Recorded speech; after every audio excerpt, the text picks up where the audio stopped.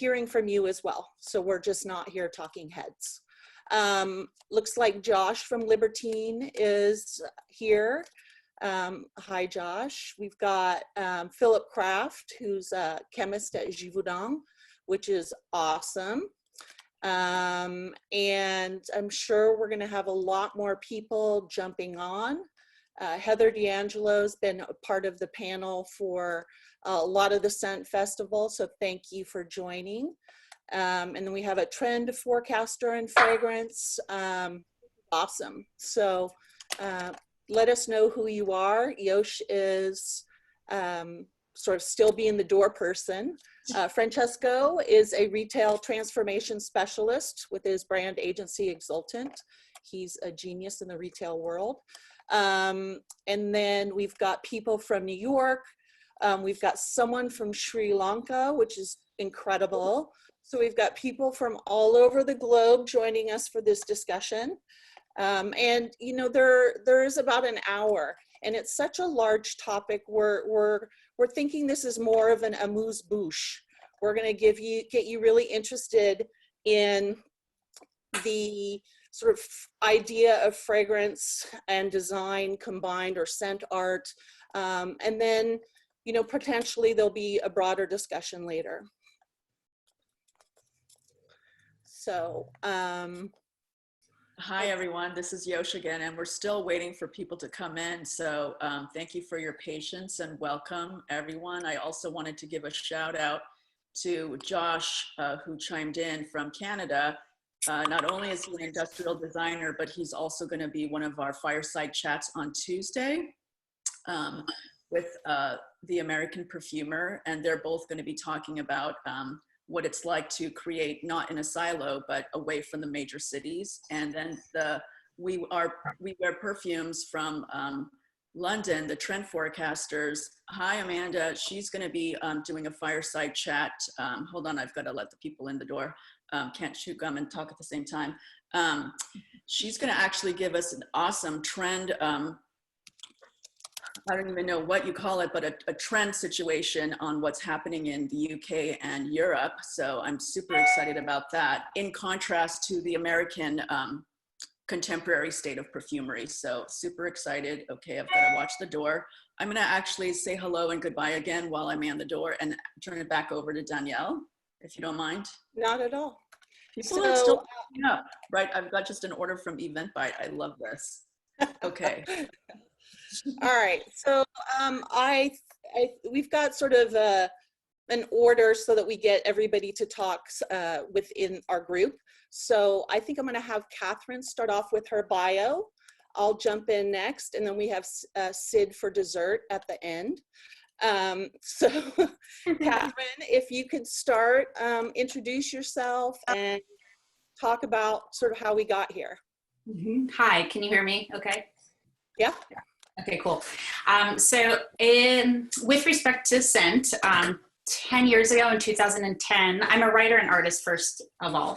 And in 2010, I did an installation, multimedia installation, and there was a little tiny sliver of the installation that I wanted to have a pretend medicine chest, and in it I would have 4 pretend perfumes. I tried to make the perfumes just because I thought it would be fun. I told a friend over dinner how poorly it was going, and his name is Paolo Salvagioni, and he's also an industrial designer who uses scent in his art. And he introduced me to Mandy Aftel, and I had a chance to work and study with her. I came back to Portland and made the scent, or scents. There were 4 of them, and I put them in, and again, it was a tiny bit of a larger exhibit. The whole exhibit was about forgetting. This is the Reader's Digest version. It was up for 2 months. People were very interested in the scent and actually liked it. People wanted to buy it. It wasn't my intention to have it be sold. And I thought, well, people are enjoying it. So I started to research what this perfume world is all about. I learned about the IAO, and then I found a tweet from Luca Turin, who I didn't know who he was, but he said, and I also didn't know what niche perfume was, by the way. So he had sent out an ask for niche perfume houses, send in samples to be reviewed. And I thought, well, why not? So anyways, there's my first example of artists not really behaving properly and breaking rules a little bit. So I sent him my samples, and I didn't think a thing about it until a month later. He actually reviewed it and he liked it. I will share that he didn't like in the review that I was tying it to an art project. So that was kind of an interesting feedback. So anyways, that went. The most important thing though that happened with my work was, after having scent in the studio for 3 or 4 years while doing other work, I noticed my work shift incredibly, a massive shift in my work. And if we had time, I could, there's before and afters, but my paintings, my drawings, my writing, everything shifted in a really profound way. And I correlated it to having worked with scent and sort of like my brain on smells. So I went ahead and did a talk in Portland to a small community of artists and designers, and it was called Introduction to Scent in Your Art Practice. It was a 2-hour workshop where I shared art history, anthropology thingies, and I tied the dots for everybody. And people really liked it. The next day they, emailed, asked for my slides. And instead of doing like emailing slides, which is not really, everything's out of context, I wrote the book Nosedive, which I think you guys have seen Nosedive. It's a tiny, skinny little book because it's basically distilling all of the research that I'd been doing about the creative process and what happens to your work when you're using scent. It's not like a perfume Bible or anything like that, but it is, it contains all those things. So it's a springboard for people to have conversation, yeah, so that's that. And so I have 3 parts of my practice. I make artwork. I have commissions that I do. So I've been hired now 10 years, into this now. I've been hired by branding agencies. I've worked with hotels. I have just did a commission for Scent Trunk with Yosh and Sid and friends this month. And the third part of my practice is I educate people. So what does that mean? Last month I was supposed to present at Design Week Portland. I get another workshop about incorporating scent into your creative practice as a tool. So it's not a perfume workshop. It's really about using scent to shift your thinking. So I do that. I've worked with the Portland Art Museum and done educational programming. I work with smaller nonprofits. Nike's hired me to speak to their designers about my process. And yeah, I'm really excited to be having this dialogue, and I'm thanking you, Yosh, so much. You are an inspiration with your community building skills. So thank you. And my fellow panelists, it's so great meeting you. So thank you. That's awesome. Hello, I'm Danielle Sargent. I would consider myself an artist first, both in 3 different sort of realms, olfactive, visual, and environmental. I've been practicing architecture for about 30 years. I've been painting my whole life, and relatively recently, in the last 10 years, I've been working in scent. So I started my brand Conoscenti, and I launched in 2012. And the idea behind the brand was really not to start with the story. It was more abstract fragrances. They're all numbered. They don't have a name. And it was really around modern and unusual sort of pairings of notes with a classical structure. So I start with 2 ingredients that I either push or pull, highlight key components, adding depth, texture, color, harmony or discord, some of the language we use in design in any field. And, I found that people couldn't really understand the numbers, so I had to give them little clues. So for instance, number 16 is the 16th in my sort of creative process. and it wasn't the 16th that I launched. So I launched number 1, number 16, and number 19 simultaneously. Number 1 is Bergamot Sage. Number 16 is still sort of the fan favorite, Tomato and Leather. And it was really about having people bring their own stories to the fragrance. And I loved that each of the stories was slightly different. There were commonalities amongst all of the sort of fragrance stories that I got back, but they were personal. So outside of the bottle, I've had a relationship with scent my whole life, but creatively, it's only been a fairly recent thing. So I've been embracing scent on a broader scale, and part of it was as a result of Christophe Lotamiel publishing his Fragrance Manifesto, which was really a call to arms for perfume education and advocacy across multiple disciplines, you know, teaching children how to smell, the responsibility of, you know, everyone to incorporate scent in their life. I thought this was and is game changing. I know Catherine's book Nosedive has a sort of similar voice, but in a more playful, fun way. And so both of those things, in addition to the Institute for Art and Olfaction in LA that is helping people understand fragrance in general and also outside the bottle, were very important to me. So I started putting together presentations on history, science, and the art of fragrance, and sharing it with a wider audience of design professionals and trying to get them to incorporate scent into their practice. And I've got some of my peers on the panel, and they know I've been sort of talking about this for a while and harassing them to talk about scent when we design some of our projects. And, you know, I think often they haven't listened, but on some great occasions they have.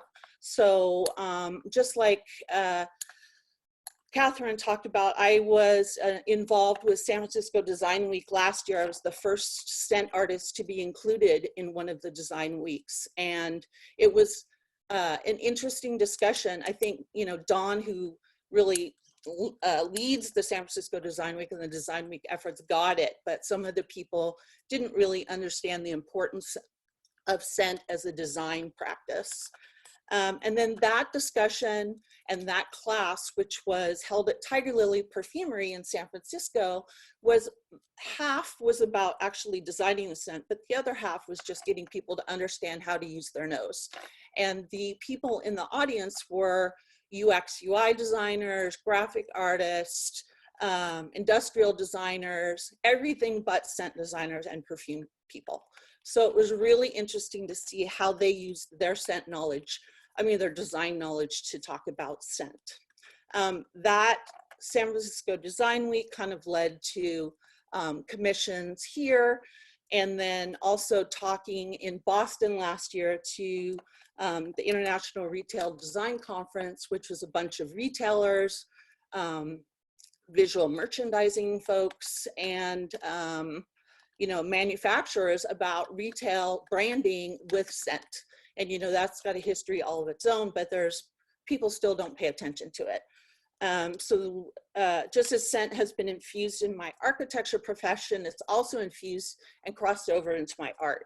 And what's interesting is my fragrances and my paintings are completely different. So the fragrances are kind of spare, modern, crisp, and the paintings, you can see sort of a detail from one of them behind me, are Baroque, dense, lush, and very different. And I wanted to do a test to see how I could use my art to help me pick those two ingredients that I typically start with. And so it was a very interesting and somewhat difficult experience initially, because I put too many things in. The paintings had too much stuff and there was not a lot of clarity. But I eventually edited it down and came up with two fragrances that have been released under the brand, Warrior Queen and Wild Child. And Wild Child has just been announced as a finalist for the Institute of Art and Olfaction Awards, which is pretty awesome. And then the paintings themselves have sort of infused into my scent knowledge too. So how these three professions kind of work together. They have a design language across all three, and the overlap is really important for me to understand my creative path forward. Dave Kern from the American Perfumer asked me to write about it, and it was the first time I'd done a deep dive into how these three professions overlapped and what the languages were in each of those professions that informed the other. So I'm really excited to be part of this panel. I am in awe of my other panelists. I've gotten to know them pretty well over the last couple weeks as we prepare for this. And if I wasn't talking, I'd be so into listening to this. So thank you for having me, Yosh, and I'm gonna pass it off to Sid now. Hi, everybody. I'm Sydney Buffman. I'm a perfumer. My company is called Sid Botanica. Before I was a perfumer, I studied as a clinical herbalist for many years. I've also been working professionally as a graphic designer for nearly a decade and a half.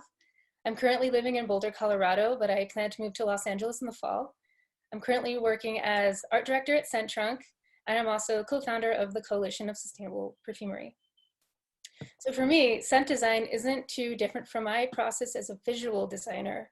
The biggest difference is that perfume is a four-dimensional medium that exists in the plane of the mind. Graphic design is a two-dimensional medium, but can have the pacing of four-dimensional work depending on the project. So there are three sort of like pillars that greatly influence my work: psychology, science, and what I'm calling heart, which is my own spirituality and desire to connect with people in a heart-centric way. So as a designer, I work with psychology and perception all the time. The work with scent is all about excavating deep memories of textures, environments, experiences, atmosphere, to take someone on a journey and ultimately influence them in a certain way. So I believe that perfumers are like astronauts of the subconscious. So the science part comes into play with my herbalist knowledge and the way that smells can physically affect the brain and nervous system in an instant. I also generally feel incredibly inspired by the natural world and all its messy, chaotic, beautiful weirdness. I actually used to work at the Academy of Sciences in San Francisco as a graphic designer, and that was my dream job at the time. Scent Trunk is my new dream job. I love that perfumery is a balance of art and science. And the third aspect of heart is deeply personal, but I have a methodology of working that's based in some of my studies in alchemy, specifically the Tree of Life, which is like a roadmap of archetypes and symbols that are universal to human storytelling. When I was in alchemy school, I had the realization that creativity is a magical act. I also believe that everyone has the ability to be creative, and that creativity can appear in many forms. For me, this involves intentionally working with symbolic thinking and having the ability to apply symbolic meaning and archetypal storytelling across multiple mediums. I do free association exercises every day to strengthen my ability to make what looks like synesthetic connections. I also use this in my work as both a designer and a perfumer. And I've also worked very hard over the past few years to find my own artistic voice when it comes to the principles of design: the usage of color, texture, tone, use of open space, harmony, unity, movement, variety, balance are all considerations in crafting a scent and also constructing a design. So these past 2 years, this past year, I had the opportunity to work on 2 commissions. The first one was called The Humanist, and it was for Stanford Design School. And this is a perfume about design thinking. It was made as a gift to students participating in the school's design thinking workshops. The scent would also remind the students of their time at the D School. The D School speaks about a design philosophy that is human-centric. To me, that encapsulates a very positive and compassionate way of thinking that is still grounded in a sense of practicality. So I wanted the scent to be cerebral, but also playful. It features rosemary as a star botanical because rosemary activates and stimulates blood flow to the brain. So rosemary became this building block for the perfume composition. I wanted to create something that spoke to the thoughtfulness of problem solving, but also the beauty and delight of it. For me, there's a real joy in design. The feeling of optimism and happiness are evoked by citrus smells. This is another scent phenomenon that's well studied. The last factor in the design was figuring out the base notes, and I chose Texas cedarwood because it smells just like a brand new box of pencils in the most beautiful way. The Duke School branding has a visual theme around writing implements and office supplies, so this fit really nicely into that. And it was sort of about the act of putting ideas down on paper, like from in a four-dimensional way, from like ideation to pencil. And my second commission was called Lily of the Uncanny Valley. And this was designed for CODA Summit, which took place in El Paso at the El Paso Museum of Art. There were artists, fabricators, and architects from all over the world in attendance, including like Meow Wolf and people from Burning Man. And the focus of the conference was art, technology, and public art. And this was intended as a giveaway for guests who are attending. I also did a short talk about the fragrance. So the Lily of the Uncanny Valley is inspired by virtual and augmented reality and the relationship between simulation and the senses. The Uncanny Valley, for those of you who don't know, is the phenomenon that describes the feelings of eeriness or even revulsion associated with viewing depictions of human imitations that are close to the real thing but slightly off. And if you've watched the recent Cats musical movie, you know what I'm talking about. When designing Lily, I wondered how a computer simulation would remember scent. I imagined the lily would be a composite of many lilies assembled by an AI with no real memory of Lily of the Valley, just a data composite. The resulting scent would be an idealized rendering, but an imperfect one, a deep fake. So I layered many different versions of Muguet scents to achieve that approximation. So the virtual lily was sort of the centerpiece, but I also wanted to include the physicality of the tech, the scent of screen static, pixels, electricity, and for those who remember these ozonic scent of turning on an old television. And in sort of researching scent in VR, I found these like goggles that had these primitive scent capabilities, like these cartridges that would like pop into headgear. And a lot of them were used for gaming, so they smelled like gunpowder, but there were also sort of food smells like vanilla and lemon.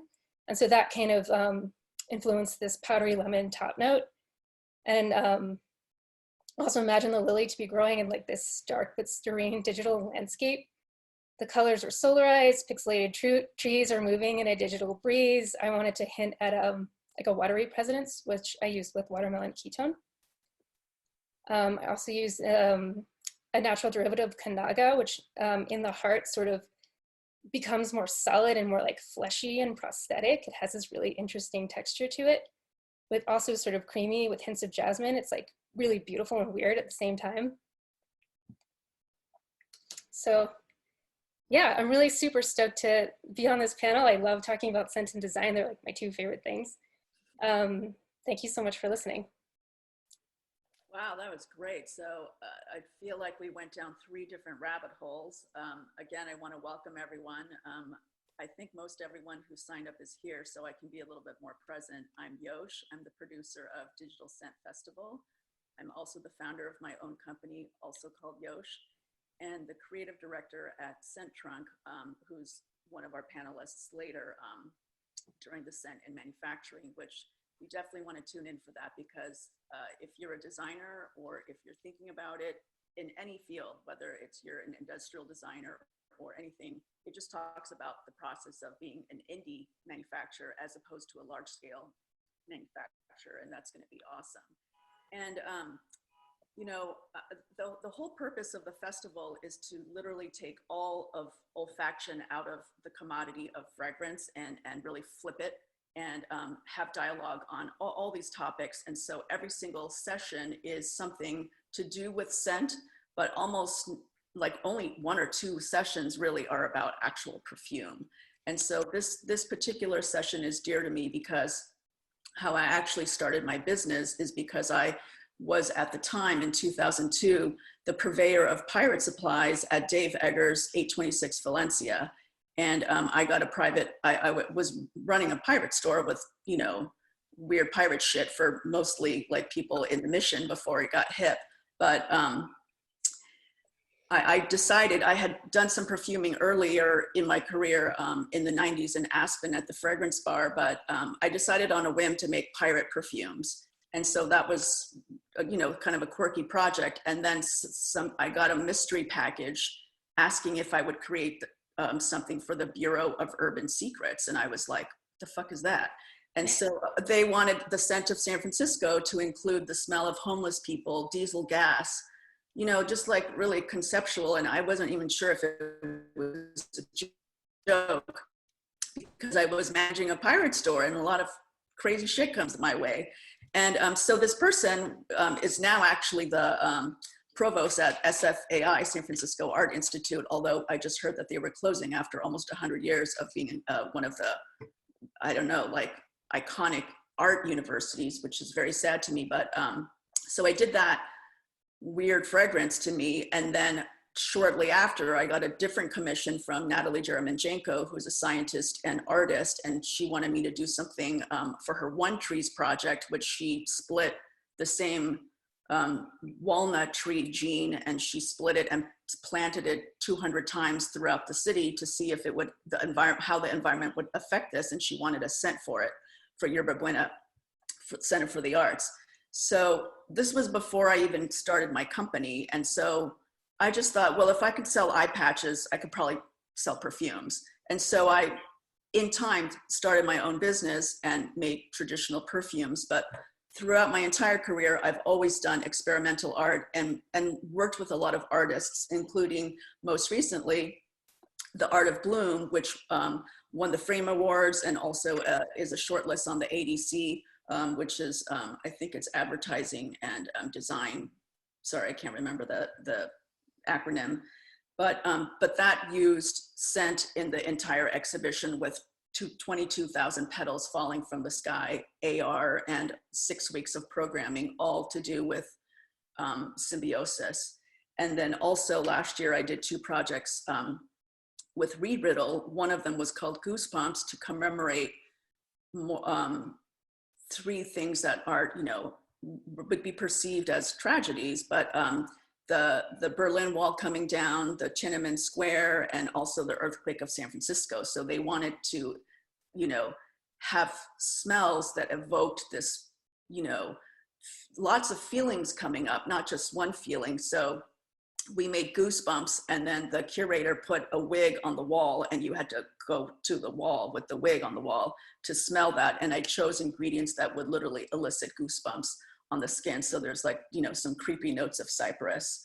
And then I think this kind of conversation is exactly what I wanted to ask the panelists to elaborate on. And so there's so many themes just listening to Catherine, Sid, and Danielle, and I want to open it up to them and ask more about not just their process, but, you know, where they see that, not necessarily juxtaposition, but, you know, were you, it sounds like you were all artists before you were perfumers or design, you know, some other, you had some command of some artistic language, and then it's like being bilingual or trilingual, right? And so then you learn the language of scent. What can you say, or what can you elaborate on for many people in the audience who are already designers and, you know, coming from it from your perspective too? Is it, you know, like I'm learning Spanish, and the other day I had a conversation with my friend in Spanish, and I was like, wow, I'm getting better, you know? And so what's the learning curve? How can people in the audience, how can we relate more other than reading your book, Christoph's book? By the way, I'm super excited. He's confirmed to be one of our panelists on the Scent and Future session at the end. So I love this community so much. So I want to turn it back over to you, Catherine, and if you would give us some insights on that, you know, sweet spot between, what you already did and what you're doing now. And yeah, like how do you, yeah, okay, you know what my question is. I think so. I think so. Can you hear me? Yeah. Okay. All right. I think I love that you use the word language, because I think that art with scent hasn't been given critical lens because it doesn't have vocabulary behind it. I love, when I was doing my research, I found in the Journal of Aesthetics and Art Criticism, they called it smelly art. And I really appreciated that, because these are philosophers doing their proper paper, and they called it smelly art because when writing it, were very aware that there's olfactory artists, and then there is ostensibly ancient olfactory art, which is perfume. And within perfume, there's fine art perfume, and then there's design art perfume. So there's like a lot of stuff going on. I would say I'm most excited about having these conversations and keeping the conversation really muddy. I know, Philip, I know you're in the audience and you have written something lovely. I love that you kind of went out on a limb and wrote something, and I don't know if you can share your work, but him and I have a nice disagreeing thing going on. So he has a thesis that is very structural, and I don't know if you can share that, but it would be great for people to read that. But it's very different way than how I see this, and how many people have different ideas. So keeping the conversation like open and muddy versus the opposite of that is it atrophies and becomes cement in academia and then in industry. And so right now everybody's in this limbo space, which is terrific. And so you can be an artist, you can be a perfumer, you can do this thing. I will caution though, if you do call yourself an artist and really want to talk about art, you need to know your art history. I really have to say that. So that's really all my 2 cents on that one, I think. So yeah. I love that. And I think when you talk about vocabulary, I want to turn it over to Sid, because as a, let's say, art director and also graphic designer, right, the visual arts, there's vernacular there also. Do you think that, for example, as a 2D designer, we might be able to add, on paper products, if you want something embossed, debossed, foiled, is there going to be an elevated scratch and sniff situation? I mean, where do you see that going in your other line of work, and bringing that forward with perfume design as well? Oh, that's a really good question. Yeah. I need to think about that for a minute. Okay, that's fine. That's fine. Think about that, because a lot of the work that we do for Scent Trunk is about the nitty gritty of the packaging. And I think a lot of people who are perfumers, and I don't mean this disparagingly, but people who are perfumers maybe don't understand marketing from the exterior because it's a sensual experience when you're smelling things, but they don't know how to translate that visually, right? I mean, so there's 2 aspects to that. There's the olfactive design and then the exterior packaging. And then of course, now we have the user experience. So while you think about the answer to that question, sorry, I just dropped it on you, but I was walking, meditating, and I was like, oh, I should ask that of Sid. But so then I'll turn it over to you, Danielle, is, you paint a lot. And I know that Sisal Tolas has done a lot of like sci-fi work with IFF and the nanotechnology in paint. Are any of your paintings scented, or you have some contraption I saw in one of your most recent pieces? Can you tell us more about how a person might interact with your work visually and olfactively? Sure. So at my openings, each of the paintings have a hanging scent vial right next to the work. The works are fairly large. They're 30 by 40, so you can feel part of the painting. I mean, you can see behind me, there's a detail, and I'm gonna duck out for a sec, of Wild Child. It's just sort of the middle part of the painting. But adjacent to each of the paintings is a small glass vial with a cotton pad in it with the scent infused in it that was created based on the painting. And it's not a literal translation of the images, like there's pine cones and, you know, a big green rose over my head. Those aren't the things that go into the scent. It is more like what Sid talked about. I use the colors, the moods, the personalities, texture, in order to define the ingredients. And because there's so much detail in the painting, I actively have people bend in to smell closely so that they actually get closer to the art. It's fascinating because when people come into the studio has all these what I call botanical portraits, and there's a lot of them on the wall. So first they see the flowers, they don't see the faces. Each one has a face in it. So they're sort of just looking at beautiful flowers initially, then they're blown away by the fact that there are faces. And then I tell them they're based on perfumes as well. And so it's sort of a triple threat, the initial view, the understanding that there's something deeper, and then the exploration of a different multi-sensory experience. And, you know, people have tried to smell the painting itself. I had a couple of people try and scratch and sniff, and, you know, I had to hold them back from that.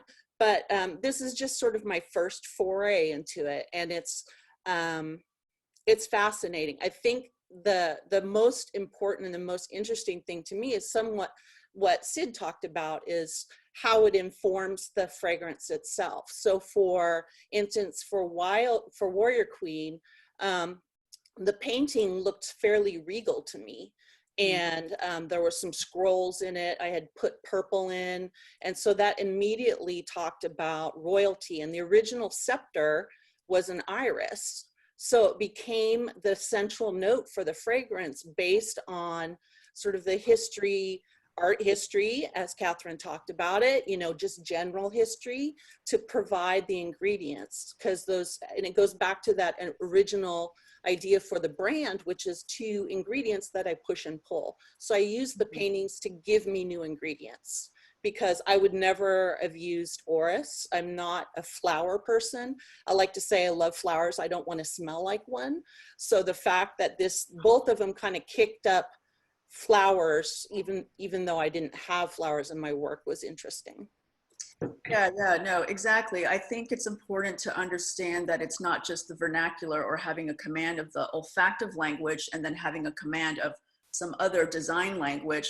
It's also the actual raw materials are tools themselves that one must master, including the structure of certain things, right? So when I teach, you know, depending on how people describe, I could have everyone smelling cardamom, you know, something a little bit more obscure than cinnamon.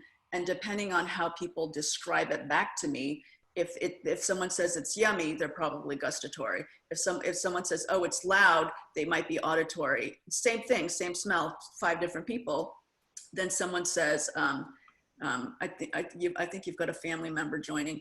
And then if someone says, oh, that same smell is loud, auditory, or scratchy, they might be tactile, right? So again, they're just how they describe things communicating wise. They're of their 6 senses, and I include the 6th sense. That's how they kind of navigate through the world. And what I love about Catherine, your book, is you're suggesting, hey, we don't need to be visual creatures. We can be multi-dimensional, multi-sensory beings. And I think going back to you now, Sid, because you talked about the different, you know, I kind of got lost in the 4th dimension. But, you know, like, can you maybe go into that more in terms of not just, oh, are we going to be able to smell some foil treatment that's scented, but actually have some other thing that's not a foil, but a scented element that we don't have a word yet, or we don't have the thing yet because it hasn't yet been invented. You know, true innovation where we just like, you know, like these, you know what I'm saying? Yes. I Okay. mean, I'm not a trend forecaster, but I can speak to what you said about the learning curve, Yeah. which is literally there are thousands, hundreds. I mean, so many aroma molecules to learn and familiarize yourself with. And for me, that was the biggest learning curve, especially since my comfort zone was with naturals. But you know, this work is so poetic, and I think you can do a lot with just a limited palette, even just starting small and smelling and writing and noticing and working slowly. As to two-dimensional art and scent, I mean, I think there's a lot of potential there for sure. It's not something that I've thought about doing personally, but I think that's a really cool idea. Yeah, great. Well, amazing. So we're already at 10:42, and I know people must have questions. I have so many burning questions, but I don't want to like hog it all up. Do we have anyone in the audience who might have comments or questions? I know that many of you are designers and many of you are also perfumers. And, you know, the point of this festival, it's like, I'm never the authority. I've taken the whole millennial mindset and given up this top-down dinosaur archaic I'm the boss approach. I mean, I am the boss. No, I'm just kidding. No, but I love to really I obviously love to build community. And so the point of the festival, the point of this particular session is to encourage thought and also encourage collaboration. And already in the sessions that we've had, think like the chemistry is flying off the hook. People are collaborating already. And I'm just like, okay, can you do that offline because I got to focus. But so the point of this is to open it up and not only just push the dialogue, but also what I realized is everyone in this room, and I want to thank everyone in this room who's here, you are all our amplifiers and also our expanders. And everyone in here is an influencer. Everyone here is not really the mass market. And so the incredible impact that we have on 5 years, 10 years, 15 years down the line. I mean, the shit that I was doing at the pirate store seems so like normal now, but really at the time making, you know, these kind of experimental things was mind blowing to a lot of people also in the industry, right? So I don't, you know, I don't need to be like egoistic and say, oh, I'm the creator of all things, because I'm absolutely not. But I love meeting other people because most perfumers are incredibly introverted. And so this is really a platform for us to be in a safe zone, to speak our thoughts more clearly and to also work out some of these, you know, challenges. Like, I don't see why we can't have our own language and why we can't have the technology to scent paper, to you know, do other things and not only think of fragrance as like, oh, it's got to be inside a bottle. I mean, in fact, Catherine, because you've done so much in the space, so you guys just type in your questions and then we'll have unmuted sections in 1 second. But tell us about some of the work you've done in the hotel spaces and those kinds of things where if you're in the art world, you know, more directly, then are we going to have more artists doing stuff at Basel and being invited to not just if you, you can only have something in the Guggenheim if you are, if you came from like some, you know, Parisian art school, or I don't even know where the art schools are. Well, usually, yes. I mean, those systems are set up to be special and like they're set up to exclude and they're set up to do all that stuff. So, but yes, there already is, you know, art fairs that have sent portions of it. I'm not sure if you're going to send the link that I had sent to you prior. Yes. Okay, because I just wanted to just speak very briefly if people are, if they're listening and they're kind of outside of the olfactory art space or outside of the art space in general. I make an analogy in my head when I'm doing research, especially online. It's like having yourself blindfolded and, you know, feeling an elephant's tail. You can't see the whole elephant.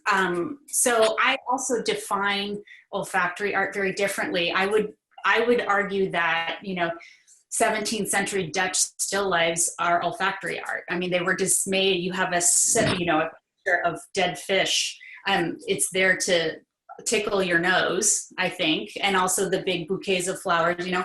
So it's a really wide kind of thing. And you don't, I think if people call themselves olfactory artists, then they set up, they kind of close things off. I think it's much better to just be an artist who uses scent materials and just you know, just use it as a medium instead of like just it's only that. So I have a little different take on that. But yeah, I'm not sure the question about the working. I was really lucky enough to know a branding agency who wanted to work with me and who understood the importance of scent. And I mean, it's no new news that hospitality uses scent, but they wanted something actually not like perfume, which is why they hired me. So they said, no perfume, but you can probably do it because you're an artist. You're coming from it from another side of the fence. So, yeah. Right. So this is part of one of the questions from our audience members. Oh my gosh. Okay, there's lots of questions. All right, so let's just go through them in some systematic order. Okay, so from the panelists, this goes, would you say that that hotel project was seminal in your work? So, you know, the question is for all the panelists, can you describe an artwork or a project that kind of push the envelope or that you feel that somehow, you know, made you stand out or something like this? Sid. I mean, Lily of the Uncanny Valley was a really experimental perfume for me to make that was really outside of my comfort zone. Yeah, you know, yeah. It was like really gross for a really long time. It was like painful to sit with the smell. But it ended up being surprisingly wearable, which I didn't necessarily intend for it to even be wearable. I just wanted to create this like environment trapped in a bottle and see how far I could push the digital aspect of it. And Right. I did. I mean, like I sort of like nailed the scent of pixels, which is crazy. I love it. No, and that's it, right? So this is another great question from one of the audience members is, do we need another dimension for it to be perceived as art? And you know, when you have art at large, it may not even need to smell good because it may not even need to sell, right? So Danielle, do you have any projects kind of in that vein that were in that sort of, you know what I'm asking? Not particularly, but I can answer. I'm working on one now that is not really art. I would say it's more commerce in some ways. It's working with a workplace. So what is the scent of workplace? And what's interesting is the way I started the fragrance is different now post COVID-19 or in the middle of COVID-19. Yeah. So what do you want to smell in an office? Will we even be able to smell with masks on? How far are we apart? And you know, I think the key to some of the environmental fragrance is that it's not overwhelming, it's almost imperceptible, and that your brain actually gets it. So but behind the question, if I may detail, behind the question was a question of can olfaction be art? And I had it actually with a professor from Zurich University and art history professor. And she said that if she would accept scent as another dimension for art, so if there's a painting and would be scented, it will be okay for her. But theoretically, she would say if there's just a scent, then she would not accept it as art form. Mm-hmm. And actually a lot of things why I wrote this article, for instance, this came from an initiative of a Collapse magazine. So it was philosophical and I was asked for a submission, and I put the question, of course, can scent be art? And then, yeah, it went sort of that if scent can be art, then it needs a sort of formal way to be treated, right? So if you have art theory, you need to sort of have a formal analysis possibility, right? Be accepted in academia. And that was a bit behind that. And this is always the question of dimensionality.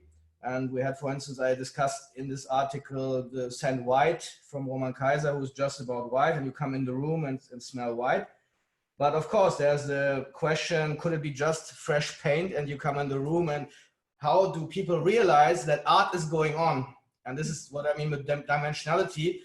People might just go through a room not noticing that there's olfactory art, and often they need a visual key that, okay, I need to pay attention on what I smell, and not just go through a room and think that there's white paint inside. But and that's behind this stuff, the dimensionality.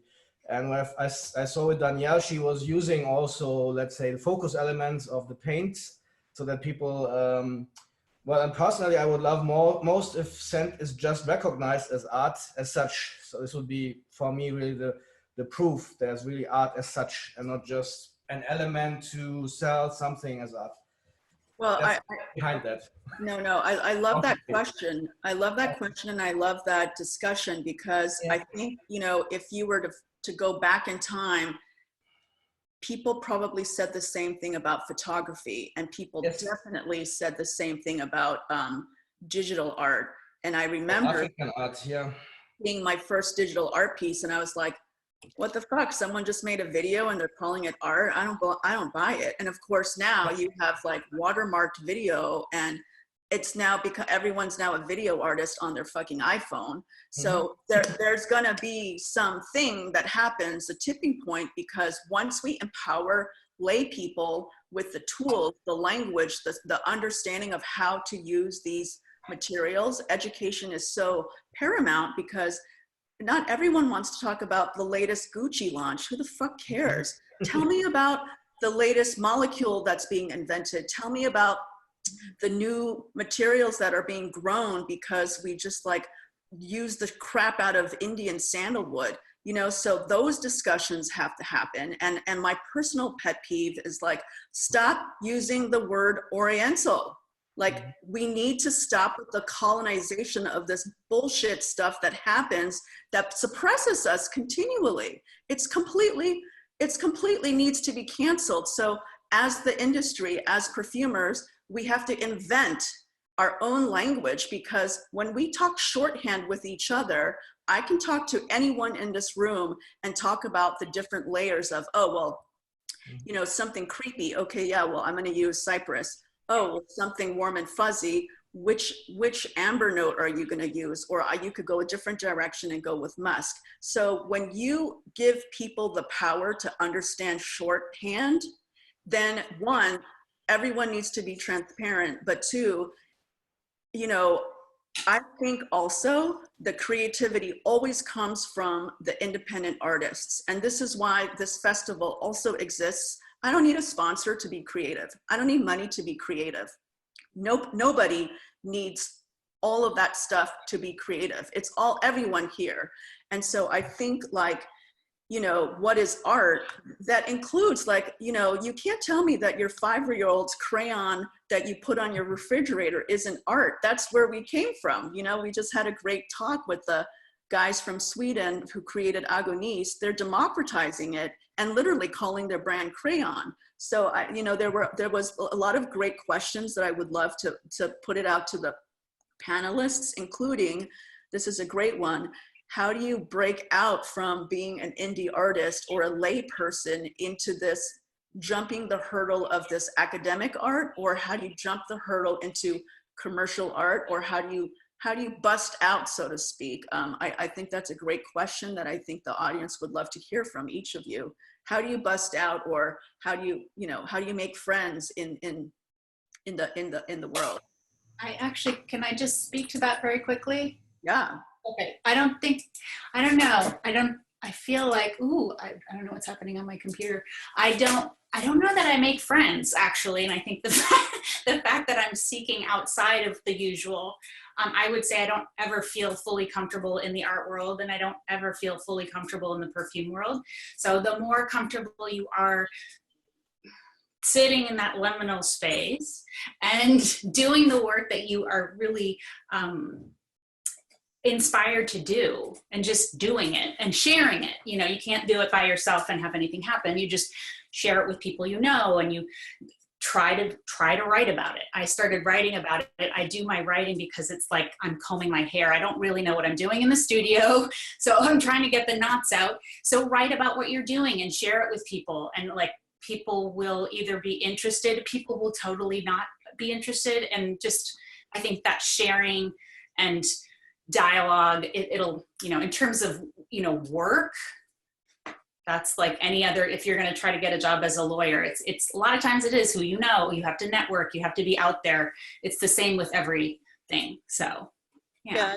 And I think the way for me is just sharing the passion. And, you know, we talked a bit about, you know, how we are expanding beyond the bottle and beyond ourselves. And I think the more people that we talk to and the more people that we engage, they understand that they've forgotten their nose. They understand that there's something that they've neglected and pushed aside. And the opportunities to embracing it and understanding it will only open up more possibilities, because people will start to think of their daily lives differently, and how they engage with scent when they wake up, what they smell when they walk to work. Every day becomes different with scent, and people have forgotten it.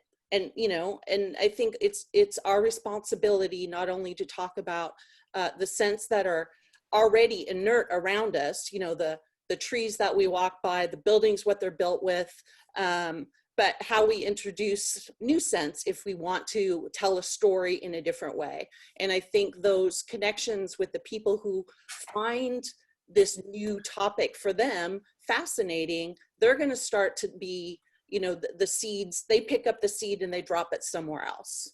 So I think part of it is just sharing our passion, and this is a great forum to do that. And the more people who hear about it get excited. I have very few people I've heard, you know, when I've talked to them are like, well, that's just bullshit. You know, I don't need to know any of that. They've all been like, wow, I haven't thought about that. And you have to say it over and over again, because some people don't get it. Well, I actually think this is an incredible time period, because we're all in the middle of this pandemic globally, but because of this whole anosmia, I can't say that word, but the loss of smell, it's really making people, you know, like pay attention to their sense of smell. Like, oh, I have a reason to care about my sense of smell. You know, personally, I think energetically, Corona just gives us the last of the physical ailment of, you know, underlying emotional and underlying spiritual ill ease in the world. And so I think the fact that everyone is on the same page, everyone is living this first chakra situation, and our sense of smell resides in the first chakra. And so when you have suddenly a loss, people are going to be like, oh, I need it, right? So we went through a time period where everyone was like, no smells, no smells. And now everyone is like, what is that smell? And so I think because there has been a global shift, I think once we have, you know, we have like, well, we need our sense of smell because we need to smell danger and taste danger. But then you move it to the art world where it's, you know, pushed forward as a luxury thing. There's room for a lot of discussion, right? So Sid, we're going to point a question out at you. Okay, I want to go back to this question. Do you need some other thing? You know, here's the question. I'll read it out loud. Has the way you talk and thought about scent, a somewhat intangible thing, changed the way you talk or think about visual arts or architecture?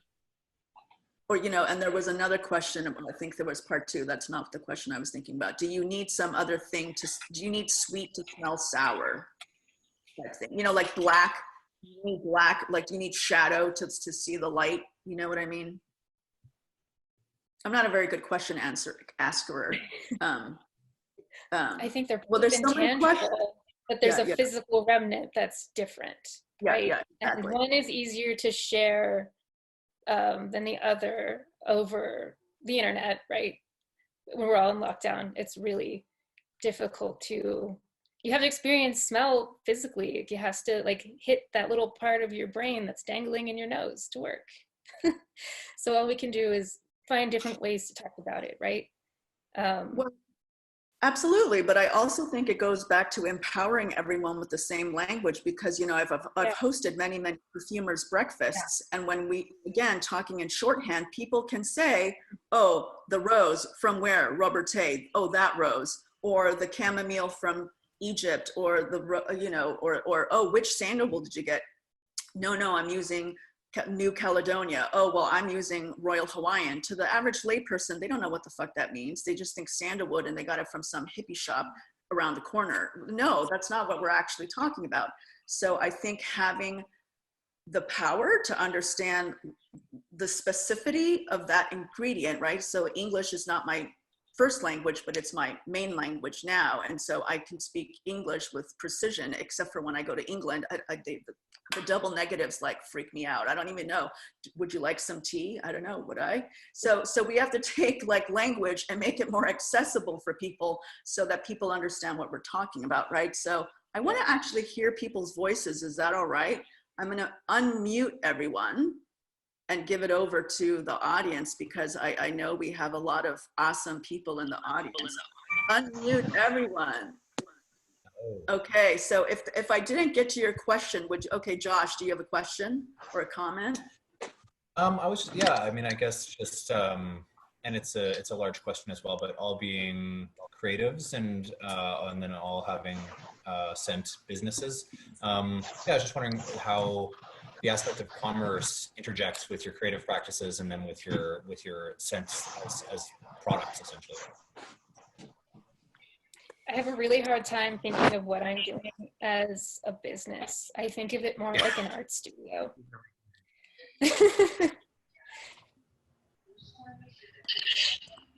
Well, I can answer from my perspective. I think part of it is sharing, and sharing. I can't fund the whole globe to learn more, so it has to have a commercial component for me. And the challenge is how to maintain sort of the brand language and character, even within a variety of different projects. So, you know, what is the aesthetic of the brand? What is the language of the brand? How does it get introduced even when there's new weird projects coming in? What is the thing that holds it all together? So I try and make it appear like it's all part of the same package, even though it may have it's like a family. Like you've always got like the weird cousin or the black sheep of the family. You want them to be part of your family, but it still needs to be cohesive. So I don't know if that answered your question, Josh, but I do think commerce is part of it. And because you know, unless someone's paying me to do all of this stuff, I can't afford to do it all. Yeah, of course. I guess, yeah, it's just an interesting, even in the way of talking about sort of what is art. And I think design has gone through a lot of that in terms of like what people view as what qualifies as art. And I think, you know, craft and art or say like furniture and those types of things all have had their places where they were not considered art. And yeah, so it's interesting just seeing, I guess, how all that is all packaged and put into a commercial sense. But yeah, that definitely answers. Well, when we were talking before we had this actual panel, Catherine kind of did a deep dive in art history, which I was really into, because, you know, the question of what is art started, you know, it starts in literature, it starts in what we traditionally call art. And now that, you know, we're considering it within the scented landscape, I think those same conversations can be had over and over again. And craft is art, you know, and fragrance is a craft and it's an art also. So the fascinating thing for me is how they all tie together. Yeah, and I would also caution, can you hear me? Am I unmuted? Yeah. Okay, I would also caution, I know it came up where the word art and luxury were smooshed together, and that's a kind of a big no-no too, I would say, because art is really, it's like way, way bigger. And yeah, I had to speak about that in the Essence thing in the spring, and I really messed up because in Italian, artistici means, you know, artistic, and luxury. It's actually all in the same thing. It's luxury. And I was sitting there on the panel ridiculously saying, no, art is just translation. It's not really luxury. It was a little awkward, but it's an important message to get across to people, because really everybody makes art. Just artists somehow are obsessed with it and do it somewhat better-ish. So.